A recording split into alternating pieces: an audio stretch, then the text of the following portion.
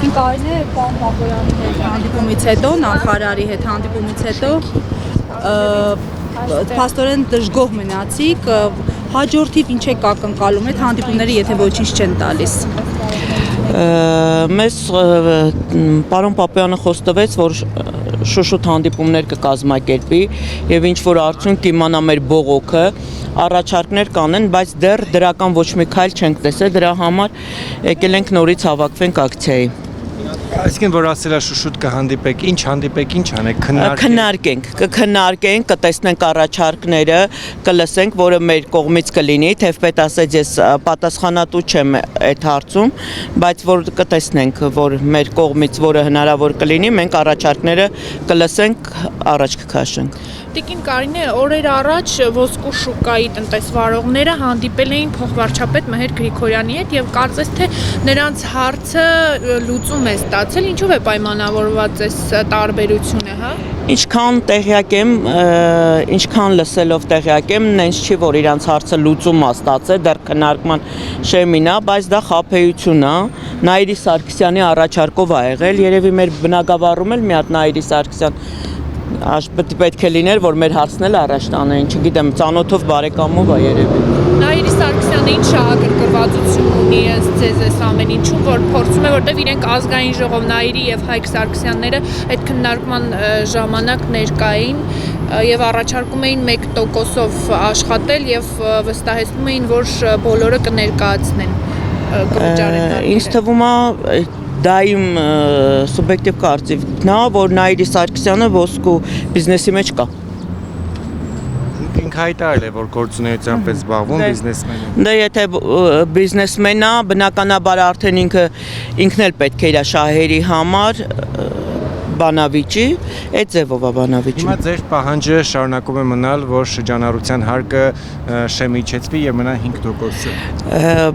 Բացի շրջանառության հարկը գույքագրումն է ամբողջ խնդիրը, որը տերոր է լինելու։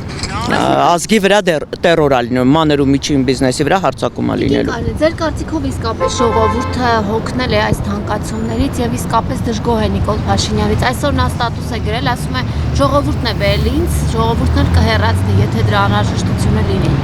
Ես կարծում եմ, եթե այն ժամանակ 18 թվին հարցնեիք ժողովրդին, կարող է 10%-ը չուզենար Նիկոլ Փաշինյանին, հիմա եթե 10%-ն ուզենա,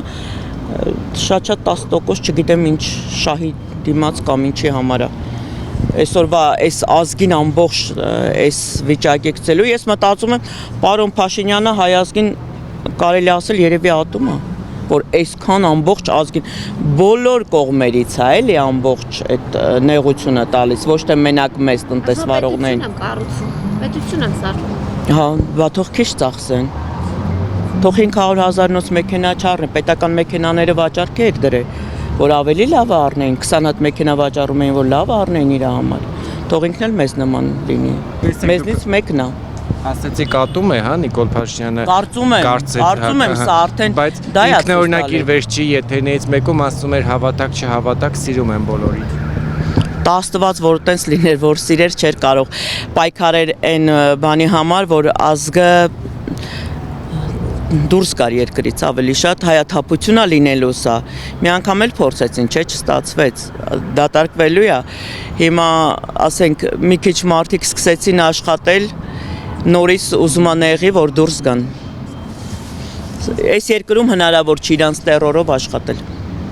Հիմա այսօր ինչ եք պահանջում ում հետ հանդիպումից։ Միայն Նիկոլ Փաշինյանի, որտեղ ոչ մեկ ոչ մի արձագանք չի տալիս։ Իսկ որ ասում եք գույքագրումն է խնդիր, կմանրամասնեք ինչն է այդ։ Հիմա մարդիկ ունեն 10 տարվա ապրանք։ Այդ ապրանքը բերել են, մաքսազերծել են, էնդեսը վճարել են եւ չի վաճառվել։ Պետությունը միևնույնն է, մեզ էնդեսը հետ չի տալի։ Այդ 10,000 արժողությամբ ապրանքը կարող է մեկը մոտենա 1000 դրամով վաճառի։ Եթե հիմա այսօր ինքը գույքագրի 5,000-ով, հետո 1000-ով վաճառի, դա խնդիր է լինելու։ Ապրանքը փչանալ կա, բրակ կա, դրանք լրիվ խնդիրներ են եւ հետո առավել եւս եթե գույքագրումով սկսենք գույքագրումը ինքը իրանից պահանջելու է բարձր հաշվապահություն, բարձր գներով հաշվապահություն, նաեւ աշխատատեղ, որը որ գործատուն չի կարա այդքան վճարի։ Այդ եկամուտները չունի, որ ինքը 3 աշխատող էլ ընդունի։ Տիկին Կարինե 6 ամսով այդ հետաձգման որոշումից էլ էիք դժգոհ, ամեն դեպքում իրենք Չեն հետաձգել, խաբեություն է։ Ամեն դեպքում ասում են էլի հոգուց ձեզ աշխատանքներ են տարել, հատկապես ինչն է խաբեություն։ Խաբեությունն է, ոչ մեկն էլ չի գույքագրել, ոչ մեկն էլ չի գույքագրել։ Բնականաբար գույքագրած չէր, իրանք չէին կարող միանգամից հարձակվեն ամբողջ ազգի վրա։ Այդ ժամանակ արդեն այդ 55,000-ը ոտքի կհելնեն։ Հիմա ինչ որ հույսեր ունեն, կարող է մի բան փոխվի մարդիկ, հետո հիասթափված են։ Իրան շատ ողջավորությամբ ընտրել ենք, բերել ենք ասպարեզ, հիմա էլ հիասթափված են ժողովուրդը արդեն։ Հավատ չունեն, ինքը ամեն ինչը մեր մեջ կորցրել։